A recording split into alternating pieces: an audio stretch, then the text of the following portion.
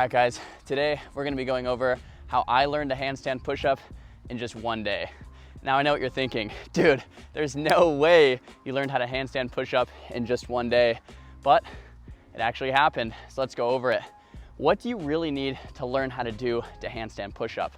It can be very, very complicated, but it comes down to just two things, and we're gonna break this video down into two parts covering just those two things. The first is a skill, and that skill is balance. We're going to need to learn to balance. And the second one is building strength in the shoulder, the tricep, and the chest, okay? And that's really all it comes down to. If you have the balance, that skill, and you have the strength, you can 100% do a handstand push-up. And by the end of this video, I think you'll understand why it took me just one day to learn. All right, so the example I like to give is if you are trying to learn how to do a squat, like a classic back squat or a body weight squat, but you can't yet stand. How is that going to happen? How are you gonna learn to squat if you can't stand? It's not gonna happen, right? Similarly, if you're having trouble holding a handstand, there's no way you're gonna be able to come down and press back up. It's not gonna happen. So what's the first thing we should learn to do? We should learn to handstand. Now, the handstand is a skill, meaning there's not a ton of strength requirement to do a handstand. You don't need big, beefy shoulders. You don't need a shredded core, although these things might help. What you need is to practice how to stand or to stand on the hands. All right, so the first thing I would recommend is understanding how we naturally balance. So I like to use this example where we're balancing on the feet. So if someone pushes me back, what do I do immediately? I innately press my heels into the ground if I'm trying to balance this way. And I also put my hands out in front of me. And if someone was to push my back over, I naturally push my toes into the ground. I'm pushing my toes into the ground to help me balance, right? So like that, if someone comes to push behind me. And the same thing is true on the fingertips when we're upside down, just like it is with the feet, with the palm and the fingertips. So let's go ahead and take a look on the ground, how that actually looks. So when we move into a handstand and we're upside down, the fingertips and the palms are gonna have the weight distribution back and forth. So if I'm leaning too far this way, my fingertips are gonna have all the pressure, all the weight, and they're really pressing into the ground. And then as soon as I start falling back this way, my palms are gonna have all the pressure, and I'm really putting all the weight in the palm. So fingertips and palms, back and forth. If my shoulders start beginning leaning this way, we really grip the ground, push the weight in the fingertips, and that will help correct. And if I'm coming back more this way, really push in those palms. And that's how you balance upside down. And actually, as I go up into a handstand, you can see these things take place. My fingertips are active, then all of my palm weight is active depending on where I actually need to distribute the weight. So that is one of the first things that we want to understand when learning to do the handstand. So when it comes to exercises, one of the best ways you can learn to begin to do the handstand is just a simple handstand hop. Now, depending on where you're starting, this might look a little bit different. And it can start really, really, really easy. So we're just gonna get down into a squat like this. We're gonna get those hands on the floor, and we're just gonna begin to put the weight into the hands. So if this just starts like this, that's great. The core muscles are activated here. The shoulder's starting to begin to understand what it's gonna take to bear some load. And you're beginning a slight inversion, right? Just like that. Just like that. Now, if you wanna begin to learn how to balance, in yoga it's called frog stand, but you can actually put the knees up on the tricep and begin balancing just like this. We're shifting the weight, we're getting the shoulders over those fingertips, and we're balancing in that same way. We're pulling the ground with those fingertips and pressing with the palms to balance the weight. Right? Now, this isn't a bent arm stand though. The handstand is a straight arm handstand. So as great as that is to figure out how to balance, what we really want to start doing is having a straight arm and doing little hops. When I first started, I like to do one leg at a time. So I'd leave one leg on the ground, hands on the floor, and kick up just like that. what you're gonna wanna do is find a center of balance. 5 or 10 handstand kick-ups. If you can find that center of balance on just one of them, you're doing a really, really great job. So find that center of balance and bring the feet in. Pressing in those fingertips and those palms, and we'll come back down. So that's one of my favorite ways, handstand hops. Now after a while, these handstand hops are gonna be really fatiguing. So 30, 40 minutes of this, you're gonna be drenched in sweat, you're gonna be tired, right? You can practice skills though every single day. That's one of the coolest things about practicing a skill compared to strength training. Strength training, we wanna do once, twice, maybe 3 times a week because we need to allow the body to recover. But with skills, you can do them much more frequently. You can train them almost every single day and get better. So this is something you could do almost every day. Next, we're gonna hop on over to the wall. Now the wall is my second favorite way to learn the handstand. The wall is gonna provide that support and get a little bit of safety for actually going upside down. So first, we're gonna kick up against the wall with our back facing the wall. So we're going to handstand, get up into that wall. We're gonna catch with the opposite foot and we'll put it straight. Now if we wanna walk those hands in closer and get rid of that banana back, tighten the core, press the ground away, point the toes, squeeze the glutes, we're getting a real nice handstand line here.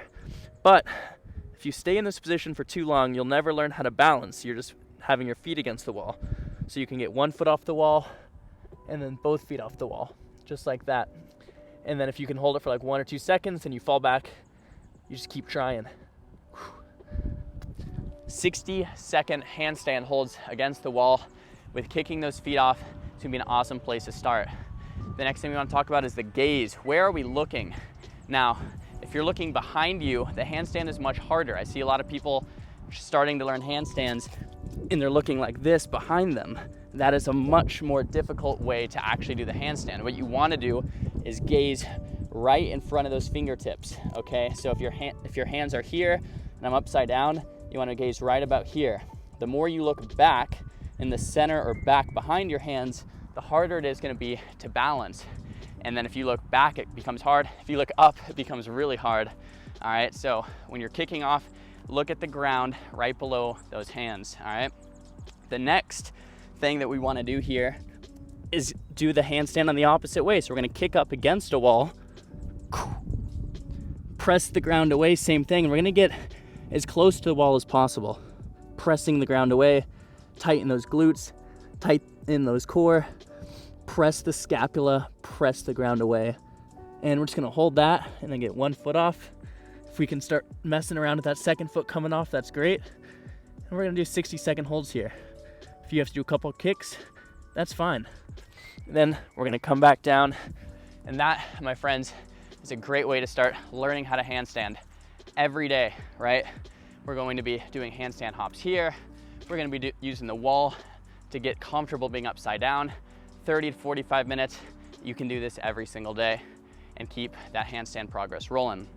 Now the next thing it comes down to is strength, right?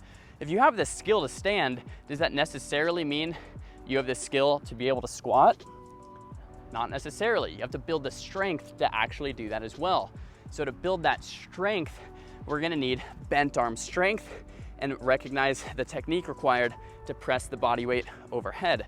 Now, this is most similar to an overhead press at the gym, right? We're pressing the weight over the head. We're vertical pressing. We're pressing in a vertical fashion, right? This is gonna utilize the shoulders and the tricep and also a little bit of the chest depending on our scapula positioning.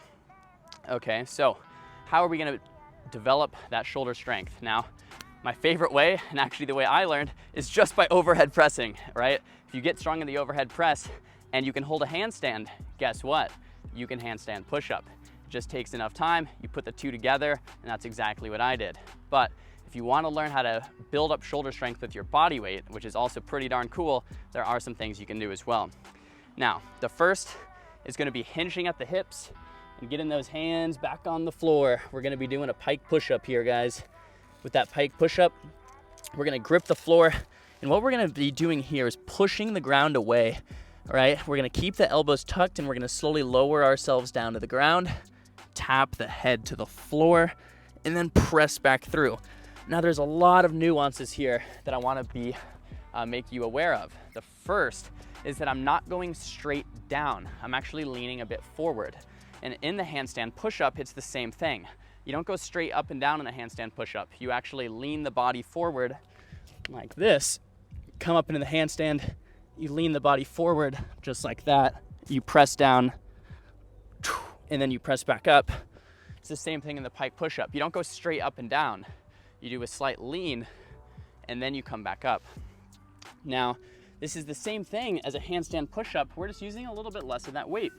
So what we're doing is distributing some weight in the feet, tucking the elbow, leaning forward, tapping the head to the ground using the shoulder, and your toes should barely have any weight in them at this point. And we're pressing back through. As this gets easier, you can even begin to lift the toes off the ground at that end range. And we're building strength in the shoulders through this pike push-up. Now the next exercise you can do is to elevate the feet, and just think about it. It's just like a seesaw or teeter-totter. If you're elevating the feet, more weight is in the hands, right? So let's go over here to this rock, elevate those feet, and do that same exact thing. So we have this rock here, getting our hands on the floor, elevating the feet, and I'm walking my feet in close, right? I'm trying to be upside down, I'm trying to be inverted, tucking the elbow, head taps to the floor, boom, press through. And at that top range, I want to press my scapula all the way through. All right, I want to push that ground away and go through full range of motion. Next thing you can do, if that's feeling good in that 5 to 12 rep range, you're getting 5 to 12 clean reps, you can begin elevating your feet higher and higher and higher, up onto a chair, up onto a desk, up onto a countertop, and then the next step is up against the wall. And this is one of the best ways to build the full shoulder strength required for the handstand push-up. So you're gonna kick against the wall, just like this. I like to keep one leg bent, one leg straight. We're lowering ourselves down. Boom, pressing through. Lowering ourselves down. Boom, pressing through. All right, once again, guys, we wanna stay in a rep range of 5 to 12 reps. If you only can do this for like 3 solid reps, it's too hard. Let's keep the training honest. Let's go to an easier regression. Now, if you can get this for like 10 reps, easy, it's time to move on to the next one where we can actually face the wall. Okay, and the facing the wall is the final progression that you're gonna want to build up the shoulder strength and the movement pattern to learn the handstand push-up correctly. We can have the body almost up against the wall here, and it actually helps if it's a smoother wall. Have the hands out in front of us, tuck those elbows, tap the head to the floor, and then press back through. So let's see how that looks. Let's get those feet up on the wall. This is gonna be much harder than what we just did against the wall the other way. So we're gonna bend the elbow, tap, boom, press, and see my feet actually came off the wall. So for a second there, that was a real handstand push-up. We just have that wall supporting. So the final step before doing freestanding is using this wall and being against the wall, but barely using it. Only use it as much as you really need to. And you could really stay on this progression all the way until you have the shoulder strength required to hit about 5 or 6 reps. And then what does that mean? All that means is you need the skill required to hold a handstand, like we started this video off. So to wrap everything up, guys, what do you need to learn to build a handstand push-up? We need the strength and we need the skill. The skill is something you can train every day by doing handstand kicks, and then you can do handstands against the wall for about 30 or 45 minutes.